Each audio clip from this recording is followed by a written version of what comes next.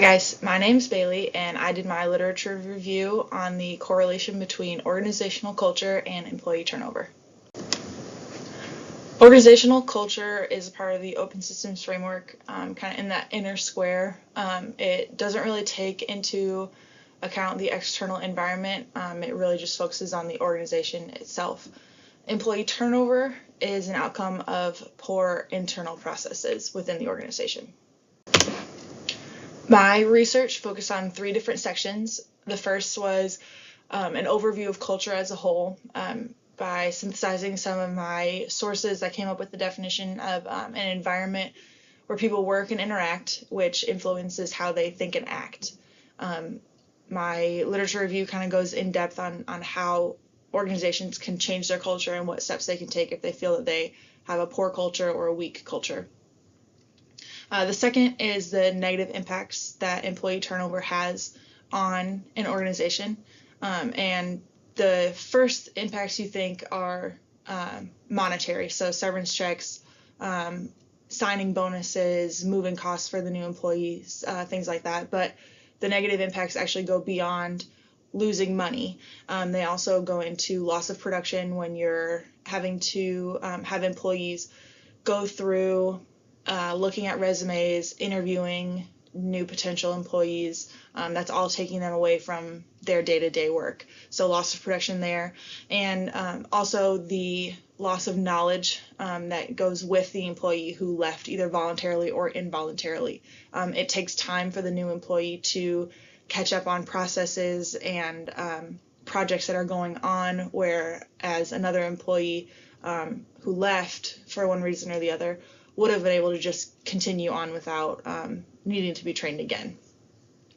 And then to tie those 2 sections together, I did some research on the correlation between a strong organizational culture and employee turnover. So I found some studies that were done, and the 2 big tie-ins were positive workplace relationships and employee satisfaction. So studies were done on teachers in China and nurses in Canada that linked positive workplace relationships between coworkers and bosses and managers, etc., that limited employee turnover. And then fitness clubs in America, national oil companies, and nurses in Australia all linked employee satisfaction to less turnover. The organizational development tool that I chose to tell you about is the Organizational Culture Assessment Instrument, or the OCAI. And it's a survey that's given out to employees twice, actually. The first time they fill it out and they think about how the organizational culture is now, and the second time they fill it out based on how they would like the organizational culture to be ideally.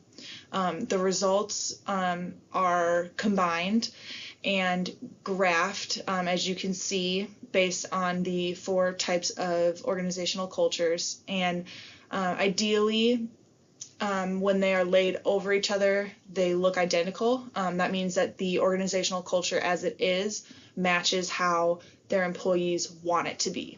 So if they're completely opposite, that might be a sign that managers and higher ups want to kind of address their cultural how their organizational culture is now, because their employees might not be happy or as productive as they could be. When consultants are working with the OCAI, they want to make sure that they gather surveys from different genders, ages, and departments, because those 3 factors could have a difference in opinion. So you want to get a wide range of results from that so that the results are accurate.